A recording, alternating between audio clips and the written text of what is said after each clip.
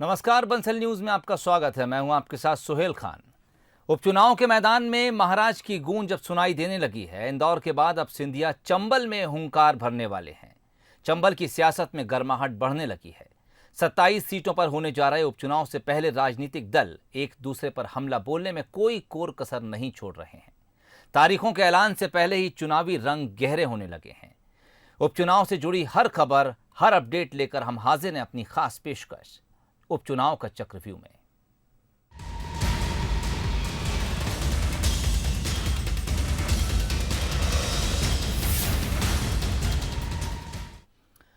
उपचुनाव से पहले शिवराज सरकार ने एक बड़ा मास्टर स्ट्रोक चला है। ये कितना कारगर होगा ये तो वक्त बताएगा, लेकिन प्रदेश के युवाओं के हक की बात करके बीजेपी ने विपक्ष को चक्रव्यूह में जरूर फंसा दिया है।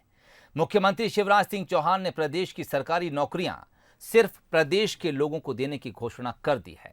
अब कांग्रेस मुख्यमंत्री की इस घोषणा पर सवाल उठा रही है। हमारे रोजगार का बेहतर प्रबंध हो, सरकारी और गैर सरकारी दोनों क्षेत्रों में शासकीय भर्तियां जितनी आवश्यक है उनको नए सिरे से करने का फिर से अभियान प्रारंभ किया जाएगा। 15 अगस्त पर अपने भाषण में मुख्यमंत्री शिवराज सिंह चौहान ने प्रदेश के युवाओं को सरकारी नौकरी में प्राथमिकता देने की घोषणा की थी। तब किसी को ये इल्म नहीं था कि इसके 3 दिन बाद वे प्रदेश के नौजवानों को बड़ा तोहफा देने वाले हैं। मुख्यमंत्री ने ऐलान किया कि अब केवल मध्य प्रदेश के युवाओं को ही सरकारी नौकरियां दी जाएंगी। सीएम ने कहा इसके लिए जरूरी कानून बनाया जाएगा। प्रदेश के संसाधन केवल प्रदेश के बच्चों के लिए होंगे। आज मध्य प्रदेश सरकार ने एक महत्वपूर्ण फैसला किया है। मध्य प्रदेश की शासकीय नौकरियां अब केवल मध्य प्रदेश के बच्चों को दी जाएगी। इसके लिए हम आवश्यक कानूनी प्रावधान कर रहे हैं। मध्य प्रदेश के संसाधन मध्य प्रदेश के बच्चों के लिए। उपचुनाव से पहले शिवराज सरकार का ये बड़ा मास्टर स्ट्रोक माना जा रहा है। यही वजह है कि ऐलान होते ही कांग्रेस की तरफ से एक के बाद एक कमेंट आए। पूर्व सीएम दिग्विजय सिंह ने कहा, मेरी मांग शिवराज जी आपने स्वीकार की, धन्यवाद, लेकिन जब तक आदेश नहीं निकलेगा तब तक आप पर कैसे भरोसा करें। उधर पूर्व सीएम कमलनाथ ने भी ट्वीट किया।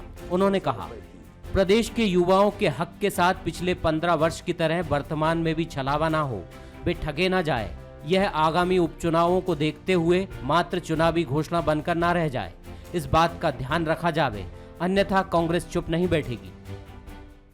आदरणीय कमलनाथ जी ने मुख्यमंत्री रहते हुए इसकी पहल की थी और उन्होंने कहा था कि मध्य प्रदेश के ही लोगों को रोजगार मिलना चाहिए। अगर मुख्यमंत्री जी ने ये कहा है तो वो करके दिखाएं और युवाओं को रोजगार दें। आज प्रदेश का जो युवा है वो दर दर भटक रहा है। प्रदेश में 27 सीटों पर होने वाले उपचुनावों को देखते हुए इसे बीजेपी सरकार का बड़ा फैसला माना जा रहा है। हालांकि ये तय होना बाकी है कि दूसरे राज्यों से आए जो लोग प्रदेश में रह रहे हैं उनके लिए क्या नियम होंगे, साथ ही नई व्यवस्था कब से लागू होगी, इसके बाकी प्रावधान क्या होंगे, ये आने वाले दिनों में सामने आएगा। लेकिन प्रदेश के युवाओं के लिए ये किसी सौगात से कम नहीं है और बीजेपी सरकार के लिए भी किसी संजीवनी से कम नहीं है। Bureau report, Bansal news. MP की सियासत का गढ़ कहे जाने वाले मालवा निमाड़ में उपचुनाव से पहले सियासी पारा हाई है। राज्यसभा सांसद ज्योतिरादित्य सिंधिया के मालवा दौरे के बाद इसमें और भी तेजी आई है। सिंधिया जब मालवा दौरे पर पहुंचे तो मालवा की सियासत में एक अलग ही रंग देखने को मिला। महाराज के मालवा दौरे के बाद कैसे बदल रही है मालवा की सियासी तस्वीर, देखिए हमारी इस खास रिपोर्ट में।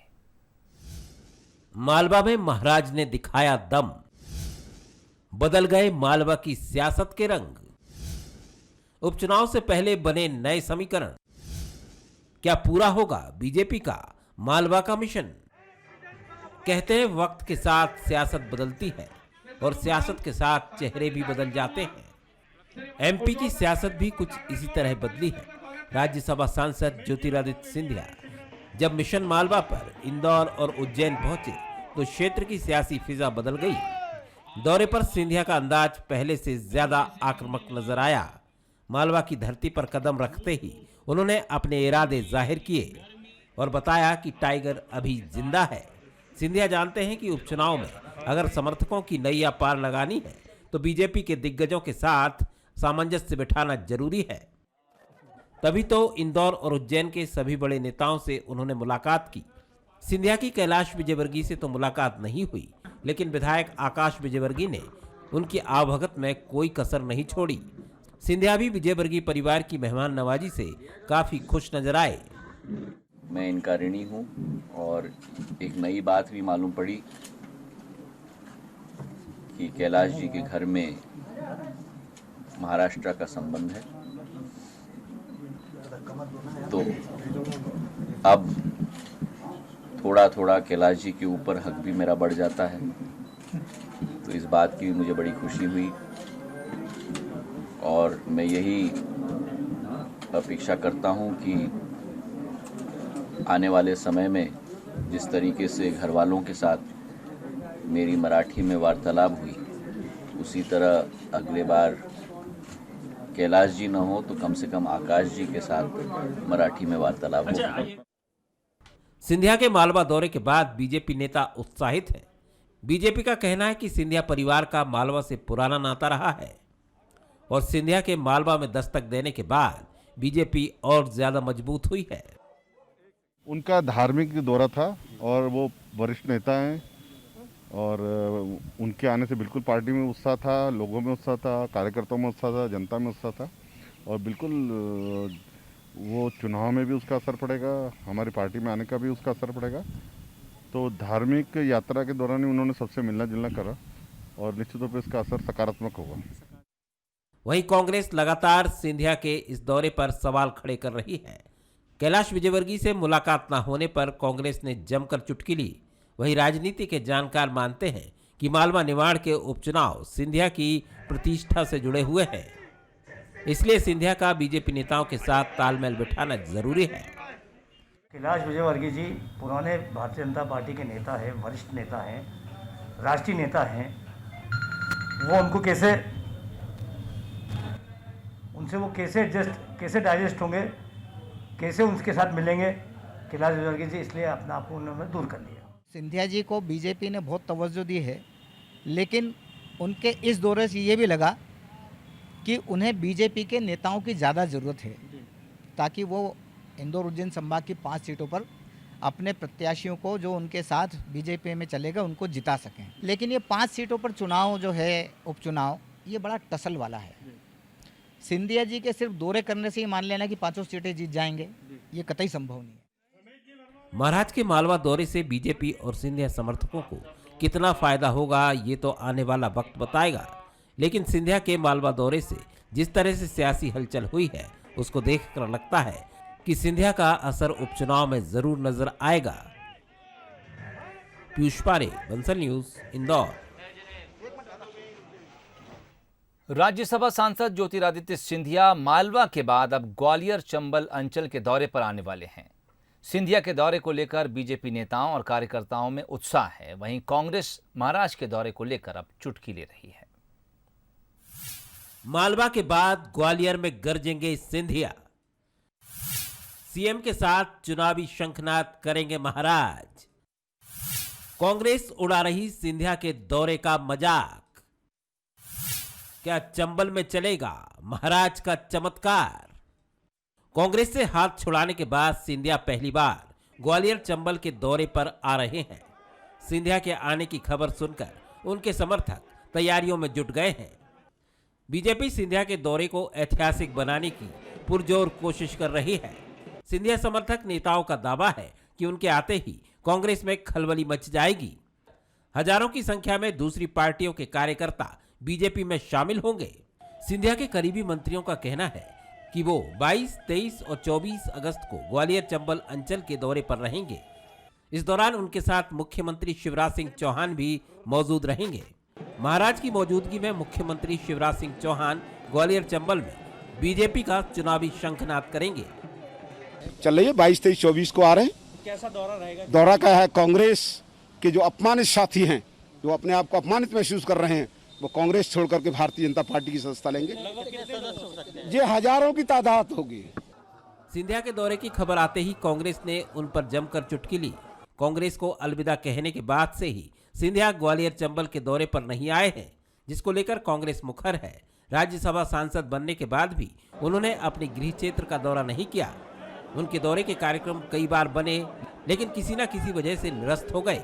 अब कांग्रेस सिंधिया के बार बार आने की खबर का मजाक बना रही है कि वो ग्वालियर चंबल में आने का साहस नहीं कर पा रहे हैं, क्योंकि उनको मालूम है कि उनके अंदर गिल्ट फीलिंग है। उनको कहीं ना कहीं ये लग रहा है कि जो उनका जनाधार था वो खो दिया है उन्होंने, और जिस प्रकार से उन्होंने जनमत बेचा है उनको जनाक्रोश की पूरी जानकारी है। राजनीतिक विश्लेषक सिंधिया के दौरे को बेहद अहम मानते हैं।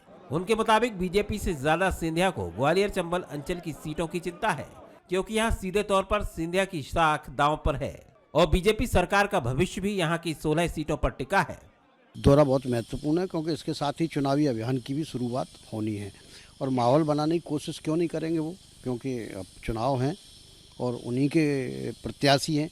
सिंधिया जी की साख और मध्य प्रदेश की सरकार दोनों ही दांव पर लगी हुई है, तो बचाने के लिए उनको सब कुछ करना पड़ेगा, और मुझे लगता है सब कुछ करेंगे भी। ग्वालियर चंबल अंचल में सिंधिया भले ही देरी से पहुंच रहे हैं, लेकिन उनके दौरे से बीजेपी को ताकत मिलेगी, कार्यकर्ताओं का उत्साह बढ़ेगा और साथ ही मुख्यमंत्री शिवराज होंगे तो चुनावी शंखनाद भी ऐतिहासिक होगा।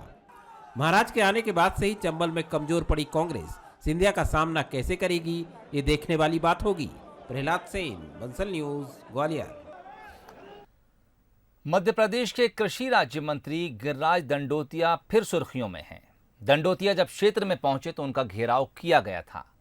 अब एक और मसले को लेकर दंडोतिया सुर्खियों में हैं। हालांकि दंडोतिया ने नए मसले को सिरे से खारिज किया है। क्या है वो नया मसला जिसे लेकर दंडोतिया अब सुर्खियों में है?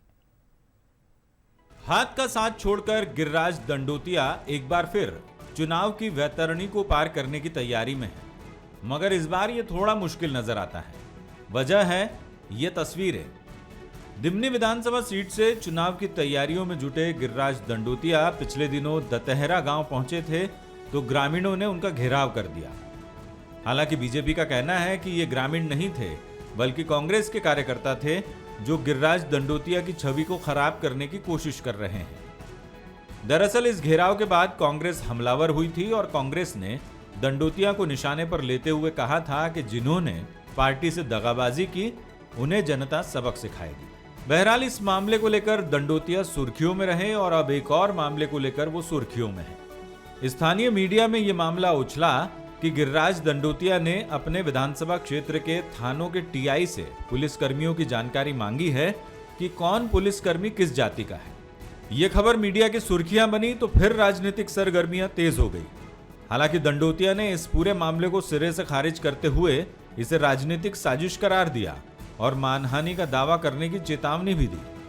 कांग्रेस के लोग घबराए हुए हैं, कहीं पर नारेबाजी करना, कहीं पेपरों में अनसन खबर देना, छपवाना। अगर पेपर के पास कोई सबूत है तो उसको प्रस्तुत करें, नहीं मैं ऐसे पेपरों के खिलाफ मानहानि का दावा प्रस्तुत करूंगा। गिरिराज दंडोतिया ने तो इस मामले को खारिज किया ही, पुलिस ने भी इस मसले को लेकर अपनी सफाई दी। हालांकि पुलिस अधिकारियों ने मीडिया के कैमरे के सामने कुछ नहीं बोला, मगर बातचीत के दौरान ऐसी किसी जानकारी मांगे जाने से इनकार किया। गिरिराज दंडोतिया ने हाल ही में अपनी दिमनी विधानसभा के 3 थानों और मुरैना शहर के 3 थानों में पदस्थ आरक्षक, सिपाही और एएसआई और एसआई की जानकारी मांगी थी। उसमें उन्होंने कहा था कि ये किस बिरादरी के हैं और कब से यहाँ पदस्थ हैं, कब से थानों में पदस्थ हैं, इसकी जानकारी चाहिए। लेकिन जब हमने इस विषय में पुलिस से बात की, कैमरे में पुलिस कोई इस जानकारी को देने को, लिखित जानकारी को देने को तैयार नहीं था। इस बात को जब बंसल न्यूज़ ने पुलिस अधीक्षक मुरैना से फ़ोन पर बात की तो उनका यही कहना है कि अभी हमारे पास इस तरह का कोई मामला सामने नहीं आया है, अगर कोई लिखित जानकारी आएगी तब हम आपको सूचित करेंगे। अब राजनीतिक साजिश का इल्जाम कांग्रेस पर लगाया गया है तो सफाई कांग्रेस की तरफ से भी आई।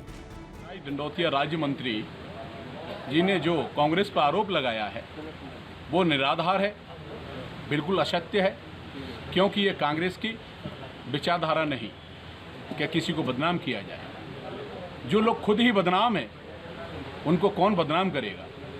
ये कथनी और करनी भाजपा की रही है, कांग्रेस की ऐसी कोई मंशा नहीं कि किसी को बदनाम किया जाए। क्योंकि राज्य मंत्री गिरिराज दंडोतिया ने कुछ दिन पहले थानों से लिस्ट मंगाई थी आरक्षक, सिपाही और थानेदारों की, और वो अखबार में छपी है। इसमें हमारा कांग्रेस का कोई लेना देना नहीं। गिरिराज दंडोतिया इन दोनों मामलों की वजह से सुर्खियों में हैं। वो 2018 में चुनाव जीतकर भी सुर्खियों में आए थे, क्योंकि उन्होंने बीजेपी के शिवमंगल सिंह तोमर को 20,000 से ज्यादा वोटों से शिकस्त दी थी। दंडोतिया अपने क्षेत्र में काफी लोकप्रिय भी हैं। दंडोतिया समर्थक ये आरोप भी लगाते हैं कि इसी लोकप्रियता को देखते हुए विरोधी उन्हें अलोकप्रिय बनाने में जुटे हैं। बहरहाल ये सियासत है। साम दाम दंड भेद वाली नीति का यहां इस्तेमाल नहीं होगा तो फिर कहां होगा। उमेश पाराशर, बंसल न्यूज, मुरैना। प्रदेश की 27 सीटों पर होने जा रहे उपचुनाव के लिए कांग्रेस ने बिकाऊ नहीं टिकाऊ, फिर से कमलनाथ सरकार चाहिए का नारा दिया है। इस कैंपेन के लिए कांग्रेस ने खास तरह के मास्क भी बनवाए हैं। कांग्रेस के नए नारे पर अब प्रदेश में सियासत शुरू हो गई है। कांग्रेस उपचुनाव जीतकर प्रदेश की सत्ता में वापसी करने के लिए हर हथकंडा अपना रही है। कांग्रेस को उम्मीद है कि प्रदेश के मतदाता अभी भी उसके साथ हैं। बीजेपी को उपचुनाव में पटकनी देने की मंशा से कांग्रेस ने नया नारा दिया है।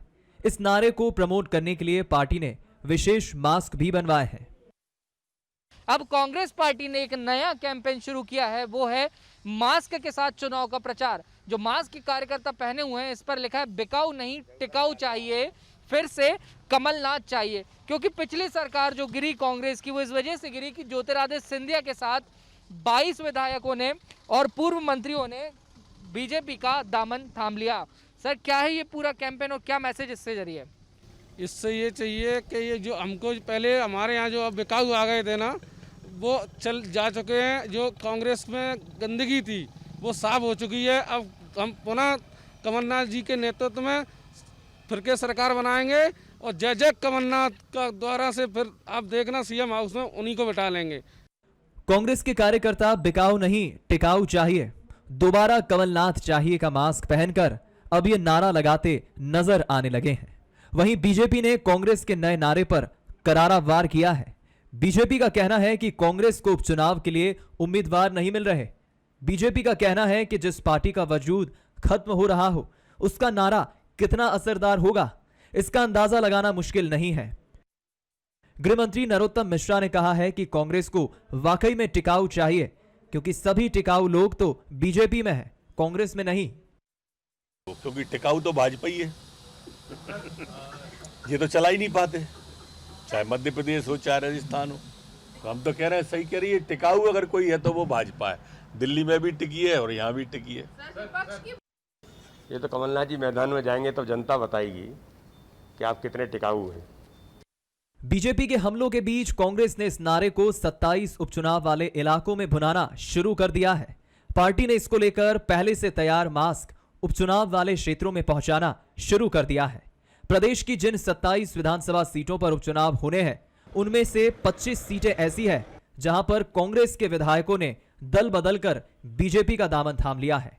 कांग्रेस लगातार पूर्व विधायकों पर बिकने का आरोप लगा रही है।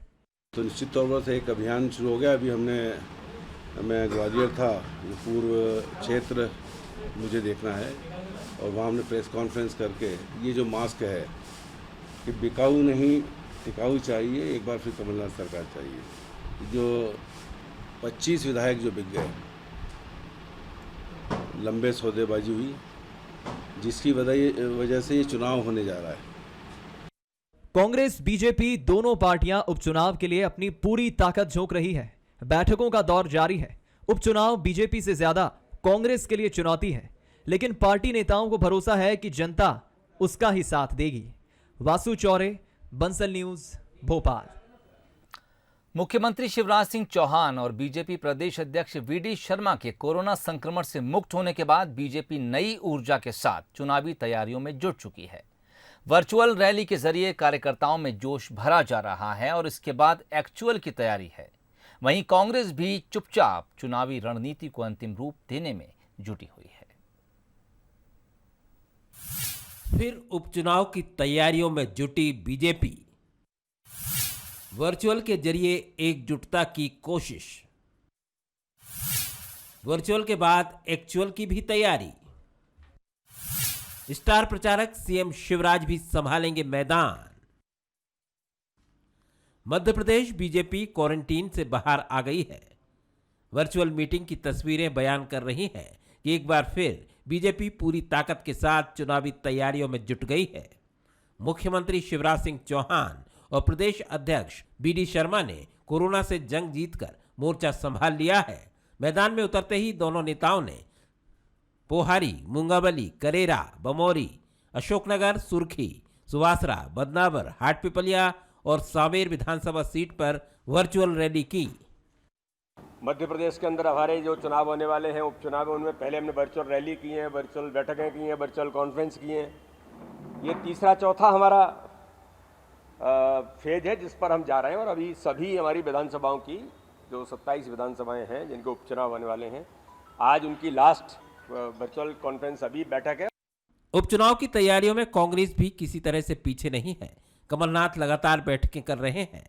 कमलनाथ दिग्गज नेताओं और कार्यकर्ताओं के साथ लगातार संपर्क में हैं। 15 साल की जो शिवराज सिंह की सरकार रही है उनकी विफलताओं को लेके और कमलनाथ जी की 15 महीना की जो शासनकाल में काम हुए उनको हम घर घर पहुंचाने का काम करेंगे और हमारी सरकार बनेगी। दोबारा से कमलनाथ जी हमारे मुख्यमंत्री बनेंगे और हम सभी 27 सीटें जीत कर आएंगे। बीजेपी ने जिस तरीके से रफ्तार पकड़ी है उससे ये माना ही जा सकता है कि बीजेपी एक बार फिर चुनावी तैयारियों में कांग्रेस के आगे नजर आ रही है। लेकिन कांग्रेस की साइलेंट तैयारी उपचुनाव में क्या असर दिखाएगी, ये देखना जरूर दिलचस्प होगा। जुगल किशोर शर्मा, बंसल न्यूज, भोपाल। हमारी इस खास पेशकश में फिलहाल इतना ही। तमाम अपडेट्स के लिए आप देखते रहिए बंसल न्यूज। फिलहाल इजाजत दीजिए, नमस्कार।